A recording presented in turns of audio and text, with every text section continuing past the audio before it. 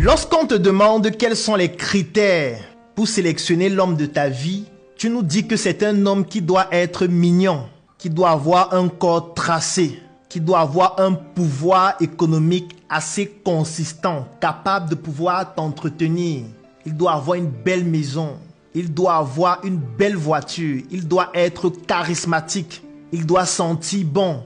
Il doit être attentionné, il doit être quelqu'un qui est capable de te permettre de vibrer, il doit te permettre de voyager, de réaliser tes projets. C'est très bien. Mais est-ce que ton père sentait bon? Est-ce que ton père est fortuné? Est-ce que ton père a une maison dans laquelle tu es contente de faire des vidéos pour poster sur Snapchat? Est-ce que les vidéos que tu postes souvent sur Instagram, là, c'est dans la maison de ton père? Est-ce que ton père est charismatique? Est-ce que ton père cumule tous les critères que tu recherches chez les hommes avec qui tu veux te mettre en couple? Parce que si ta mère était aussi exigeante, c'est qu'aujourd'hui tu es dans un bac à ordures. Tu comprends ce que je veux dire? Lorsque tu es aussi exigeante, la première des choses, c'est de te rassurer si tu respectes les critères compatibles pour ce type d'homme. Parce que tu dois t'imaginer que tu n'es pas la seule femme qui a ce type de critères. Lorsque ces hommes doivent donc choisir les femmes qui recherchent ce type d'homme parce que eux respectant ces critères, comment est-ce que toi tu vas faire la différence? Tu vas dire que tu es belle? Aujourd'hui même les prostituées sont belles et elles coûtent moins cher.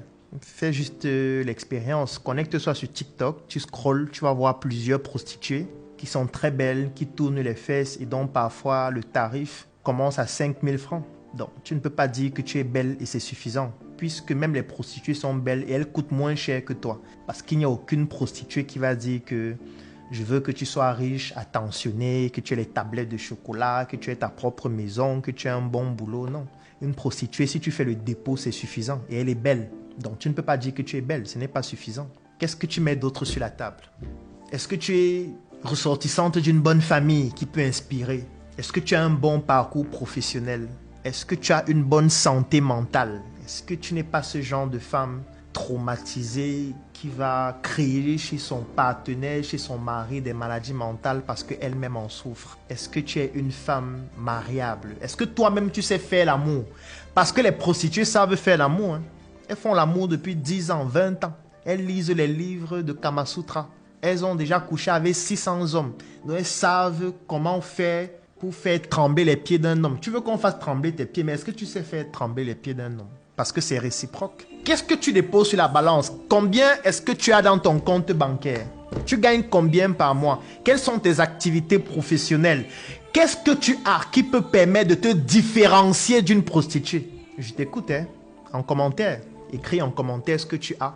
Est-ce que sur le plan spirituel, tu peux protéger la richesse de ton partenaire?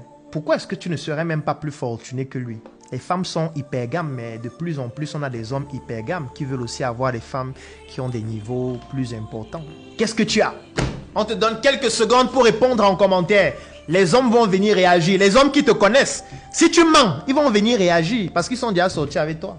Vas-y, qu'est-ce que tu as? Tu vois que parfois, tu n'as rien, n'est-ce pas? C'est donc la raison pour laquelle tu dois souscrire à notre programme Discipline 360 et arrêter d'être une mendiante. Nous avons conçu un programme qui s'appelle Discipline 360 qui te permet de pouvoir mieux définir tes objectifs pour cette année 2025, généraux et spécifiques. Et moi, je t'accompagne à pouvoir atteindre ces objectifs-là en t'imposant une discipline durant toute cette année. Le programme se déroule en 3 phases. Dans une première phase, tu vas recevoir des vidéos de formation sur la discipline et la gestion du temps.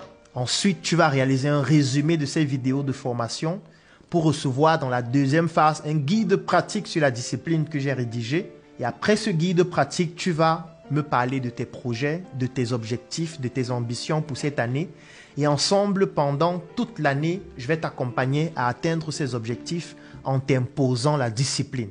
Au moins, à la fin de cette année 2025, lorsque tu vas imposer tes critères, toi aussi, tu auras quelque chose à mettre sur la balance parce que cette discipline, durant toute cette année, t'aura permis de pouvoir ajouter dans la balance tes nouvelles performances personnelles, tes nouvelles performances professionnelles, tes nouvelles performances même spirituelles et relationnelles. Et ainsi, tu pourras te démarquer d'une prostituée en parlant uniquement de ta beauté ou alors de tes formes.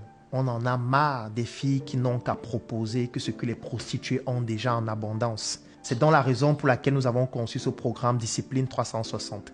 Si tu souhaites souscrire à ce programme, clique sur le lien dans la description de cette vidéo et en commentaire. Remplis le formulaire afin de pouvoir te démarquer et devenir une femme influente qui n'a plus que son corps à proposer, mais surtout son cerveau. Arrête de décaper juste ta peau parce que parfois ça décape aussi ton cerveau. Et si tu voudrais être une femme qui n'a pas le cerveau décapé, c'est un programme que je te recommande de souscrire. À très bientôt.